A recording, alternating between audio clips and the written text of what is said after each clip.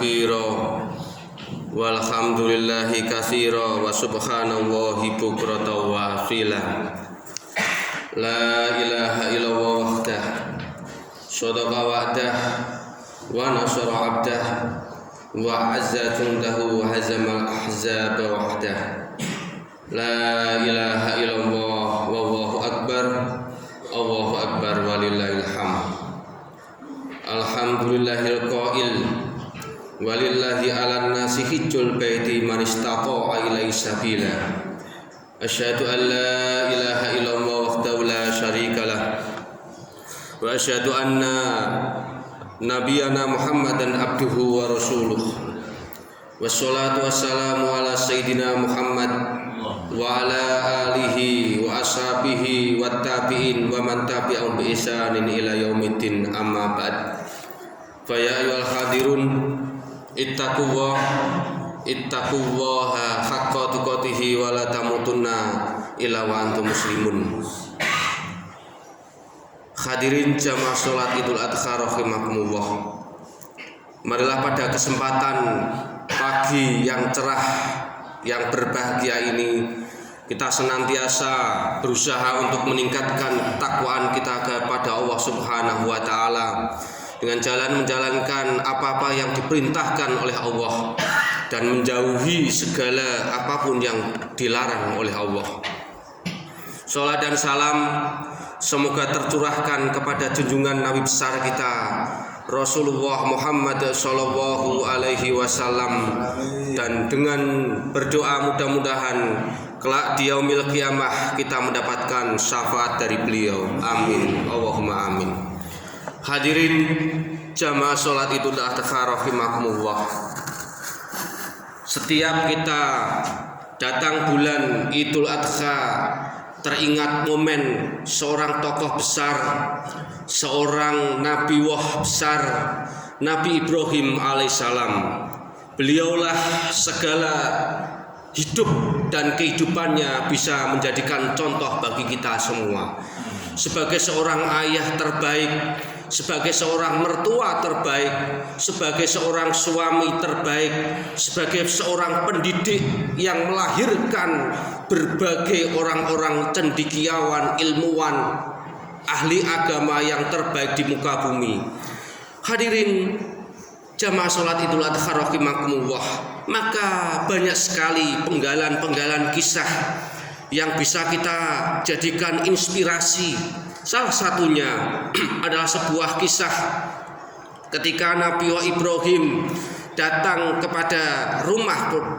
ke rumahnya Nabi Ismail.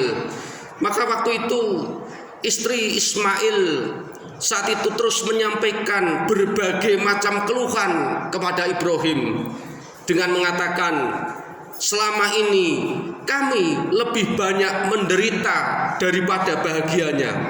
Hidup kami wahai Nabi Ibrahim sempit dan miskin. Maka Nabi Ibrahim pun berkata, bila suamimu datang, sampaikan salamku kepadanya dan suruh ia segera mengganti palang pintunya. Maka Ismail pun datang, dilapori oleh istrinya bahwa ketika saat beliau pergi, bapaknya yaitu Nabi Ibrahim datang dan mengucapkan salam dan menyampaikan untuk mengganti palang pintunya. Maka Nabi Ismail pun mengganti palang pintu rumahnya alias menceraikan dan menikah lagi dengan gadis dari kabilah Jurhum. Ketika Nabi Ibrahim menjenguk kembali Ismail berserta dengan istri yang baru lagi, maka istri baru Nabi Ismail terus memuji dengan berkata, hidup kami baik-baik saja dan terus berkecukupan, padahal makannya cuma daging dan air. Maka Nabi Ibrahim pun berkata, ya Allah, berkahilah mereka pada daging dan air.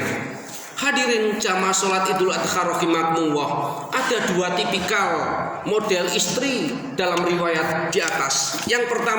Model yang pertama adalah istri yang pandai merangkai kata untuk mengeluh dan mengeluh, menggerutu di tengah nikmat yang banyak, seberapapun nikmat yang didapat, selalu menganggap tidak pernah cukup. Model atau tipikal istri yang kedua adalah istri yang banyak bersyukur atas nikmat Allah, walaupun menu seadanya. Ternyata istri yang selalu mengucapkan syukur kepada Allah, itulah model istri yang disenangi oleh para orang tua, disenangi oleh para makhluk Allah.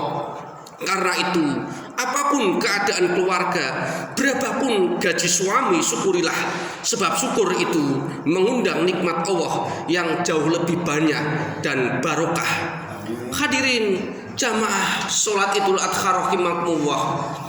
Kedua model istri pada saat Nabi Ibrahim tentu akan ada dalam setiap zaman dan masa, dan tentu ada zaman di mana kita hari ini mendapati banyak istri tidak hanya mengeluh kepada orang tua, mereka kebanyakan menceritakan keluhan, menceritakan kesusahan, menceritakan kekurangan dalam hidup rumah tangga mereka dengan menulis status di media sosial, dengan mengumbar aib keluarga dan seterusnya.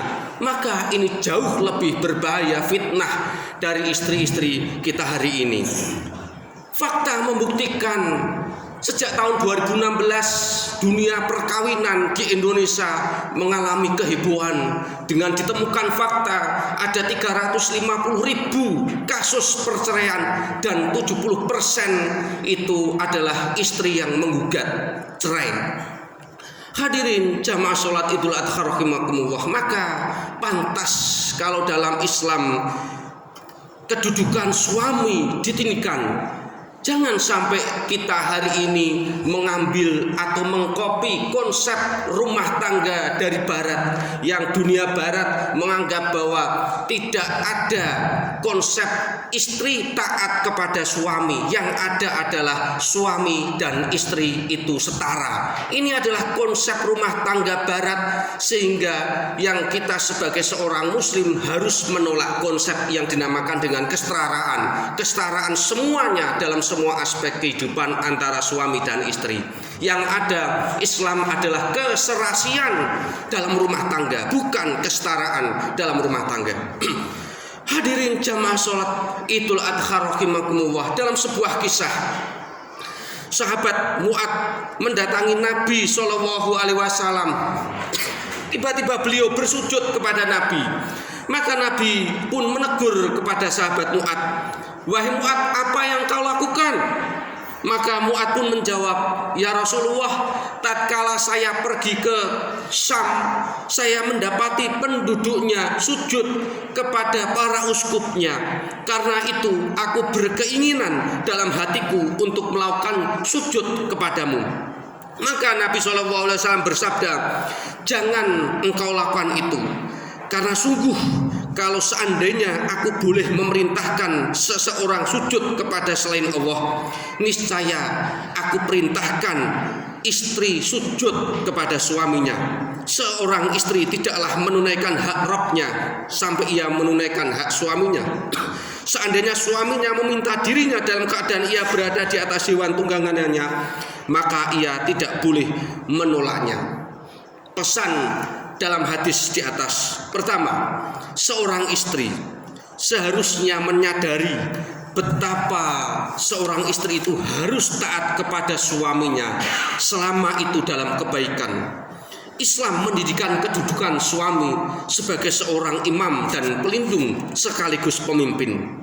Kedua, tanda kesolehan seorang istri bukan diukur semata-mata dari ibadah mahdhuf yang dilakukan olehnya, tetapi seberapa besar ketaatan seorang istri kepada suaminya. Ketahuilah bahwa keberadaan seorang suami itu menjadi peluang dan jalan istri ke surga. Sangyangnya dan ironisnya, hadirin jamaah sholat Idul Adha, banyak istri yang menyia-nyiakan kesempatan ini. Ia hanya sayang dan cinta kepada suaminya tatkala suami memiliki banyak harta, tatkala suami memiliki pangkat dan jabatan, status sosial dan sebagainya. Tetapi ketika semua itu hilang, banyak istri yang begitu gampang mengucapkan dan meminta kata-kata cerai dari suaminya. Ia enggan membersamai suaminya di saat suami sedang sakit, di saat suami sedang susah payah, bahkan sudah tua renta. Naudzubillah min dzalik. Hadirin jamaah salat Jumat rahimakumullah. Terakhir Allah memberikan panduan dalam surat An-Nisa ayat 34. Kaum laki-laki itu pemimpin bagi kaum wanita. Oleh karena Allah telah melebihkan sebagian mereka laki-laki atas sebagian lain wanita, dan karena mereka laki-laki telah menafkahkan sebagian dari harta mereka, sebab itu maka wanita yang soleh ialah yang taat kepada Allah, lagi memelihara diri ketika suaminya tidak ada, oleh karena Allah telah memelihara mereka. Ayat ini ada kalimat kata kunci yang baik yang menjadi pesan moral bagi kita semua, yaitu qawwam. Para pakar tafsir mulai dari Ibnul Arabi, Ibnu Katsir, At-Tabari, Ar-Razi, Alusi memiliki pandangan yang sama dalam menjelaskan kata qawamah. Mereka menjelaskan bahwa qawamah itu adalah pemimpin, pelindung, pengayom, pembimbing, dan penguasa serta pendidik.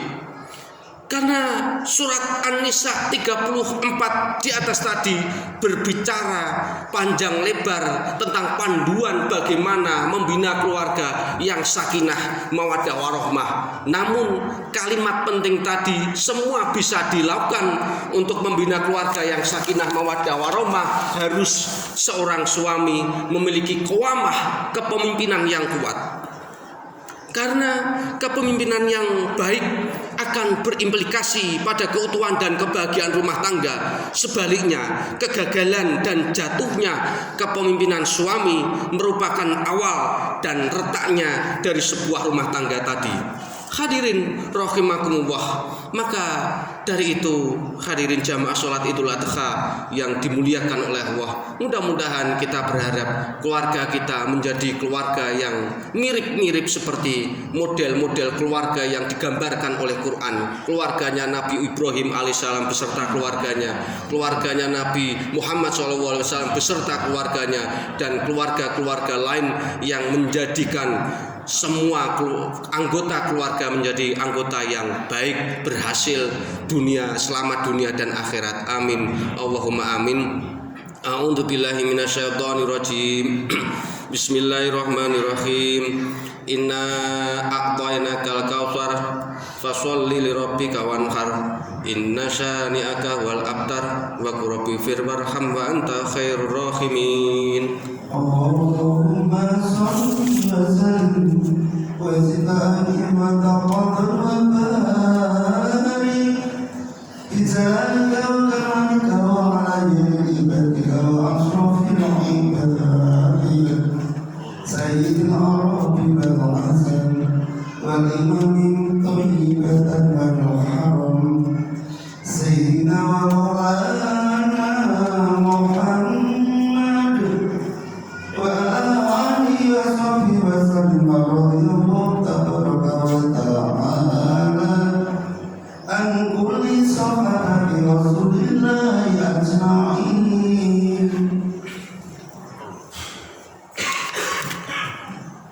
Allahu Akbar, Allahu Akbar, Allahu Akbar, Allahu Akbar, Allahu Akbar, Allahu Akbar, Allahu Akbar. Alhamdulillah, alhamdulillahi rabbil alamin.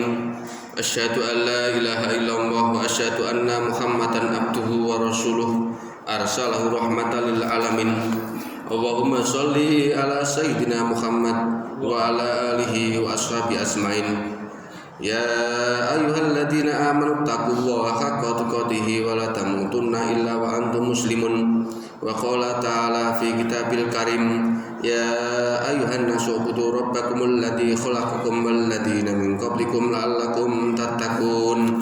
Wa qala ta'ala fi kitabil karim, a'udzu billahi minasyaitonir rajim. Bismillahirrahmanirrahim. Innallaha wa malaikatahu malaikatahu yusholluna 'alan nabi ya ayyuhalladzina amanu shollu 'alaihi wa sallimu taslima bi rahmatika ya arhamar rahimin. Allahumma ighfir lil muslimina wal muslimat wal mu'minina wal mu'minat al ahya'i minhum wal amwat innaka ala kulli syai'in qadir. Rabbana dhalamna anfusana wa illam taghfir lana wa tarhamna lanakunanna minal khasirin. Rabbana la tuzigh qulubana ba'da idh hadaitana wa hab lana min ladunka rahmah innaka antal wahhab. Rabbana hab lana min azwajina wa dhurriyyatina qurrata a'yun waj'alna lil muttaqina imama. Allahumma inna nas'aluka ilman nafi'a wa amalan mutaqabbala wa rizqan halalan thayyiban. Allahumma inna nas'aluka al-huda wat tuqa wal afafa wal ghina. Allahumma inna nas'aluka husnal khatimah wa na'udzubika min su'il khatimah.